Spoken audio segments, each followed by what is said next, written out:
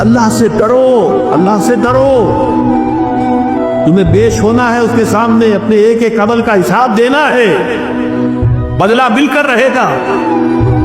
اس کی ترتیب، اس کی ترتیب تقویٰ ہی ہے در حقیقت کے جو ہمیں درست رکھ سکتا ہے ہمارے اعمال۔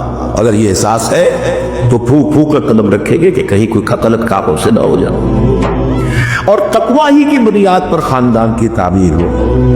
نکاح میں اس لیے یہ آیتیں لکھی جیسے سورہ توبہ میں فرمایا لمسجد اسس علی التقوی من اول یوم، وہ مسجد قباء جس کی پہلے دن سے تعمیر اور تاسیس تقویٰ پر ہوئی، اسی طرح جس نکاح کی تاسیس اور تعمیر تقویٰ پر ہوئی۔